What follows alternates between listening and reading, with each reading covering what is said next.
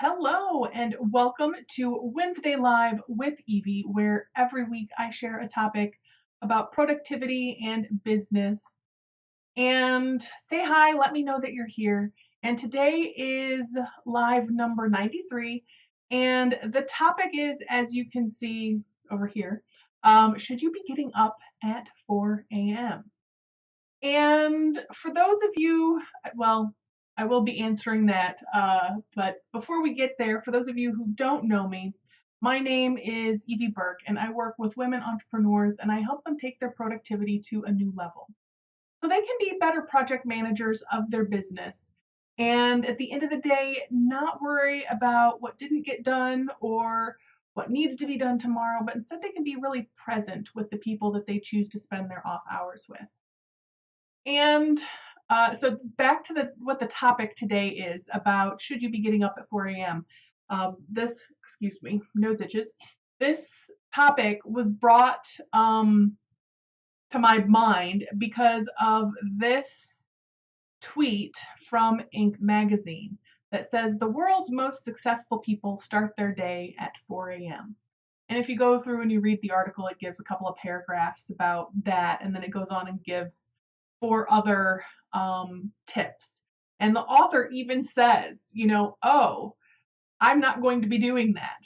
But I saw this, and you know what? I rolled my eyes. I rolled my eyes so hard because this is one of those pieces of advice that I see all over the place, and I do not like it. And I moved on, and then I saw this reply from J.K. Rowling, who wrote the Harry Potter series, and I just was like, that's fabulous. Somebody who is successful that agrees that maybe getting up at 4 a.m. isn't a great idea for everybody. And it made me think of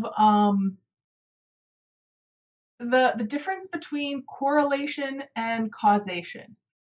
So the magic isn't in the fact that they got up at 4 a.m., right? Lots of people get up at 4 a.m. for lots and lots of different reasons, right? But a majority of the people who get up at 4 a.m. probably aren't considered successful by Inc. magazine standards. So why tell people to get up at 4 a.m.? And um, again, it's the correlation versus causation. So correlation is two things that have something in common. They have a common variable, but one does not cause the other. So an example of this would be ice cream cone sales and people wearing short sleeves. So they both tend to increase around the same time, but one does not happen because of the other one. People don't wear short sleeves and go, oh, I want to go buy an ice cream cone because I'm wearing short sleeves, or have an ice cream cone and go, oh, I'm going to go and wear short sleeves because I'm having an ice cream cone. No, they go up at the same time. Their wear or their sales increase about the same time, but they're not directly related to each other. There's a correlation. They have something else in common, right? And then there's causation. And causation is when something is caused by or is the result of something else. So that's cause and effect. Thing A happens, it results in thing B. So something like the weather gets a lot warmer and there are more ice cream sales, right? Those two things are more directly related. And the fact that many successful people get up at 4 a.m. or 5 a.m. or whatever time you're using, that's not causation, that's correlation. Getting up early does not cause their success. You know what does cause their success? They have found something that works for them and they are keeping on doing it. They found that getting up at 4 a.m. works super well for them. And so they keep doing it. And there's probably lots of different reasons why 4 a.m. works for them. They might run big companies where they have a workforce that comes in at 8 a.m. They might have children that they're getting ready for the bus, and so they want to have a couple of hours before time or before the kids get up to do some work or get their exercise in. They might want to get some time in the office while it's quiet before other people come in. That's what works for them. We might not all have those same things to take into consideration. And even if we do, getting up at 4 a.m. might not work for us. So it works for them because they've taken the time to figure out, does this work for me? And it did. And if it didn't work for them, they'd do something else, but they'd still be successful, right? So I used to get up at 5:30 every morning. It used to work really well for me. I would get up, have some breakfast, go to the gym to see my personal trainer, come home, shower, and then run out the door and go to the office. And when I started my business, this continued. I'd get up, have breakfast, go to the gym, come home, shower, and go about my day. It was a structure that really worked for me. But then it stopped working. I started staying up later because I wanted to spend more time with my husband, and he was out at having meetings for church and other things in the evening. And so I was staying up until 11, 12 to spend more time with him. And then I was getting up at 5:30 to have breakfast before I went to the gym. And I would come home so incredibly tired. And I'd get home a little before 8 and I'd sit down on the couch.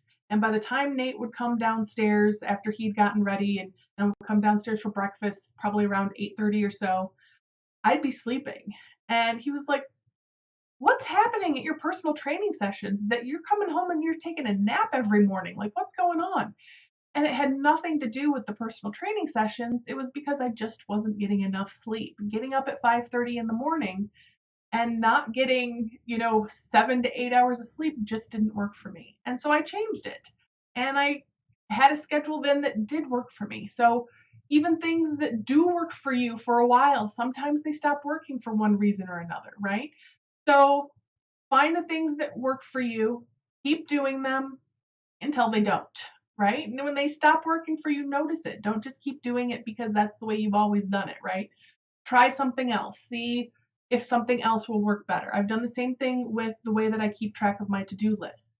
It's changed significantly over the last 10 years, like even when I was in corporate, like it's changed because something stopped working for me. So I'd tweak it and I'd try something different and I'd find something that worked better for me.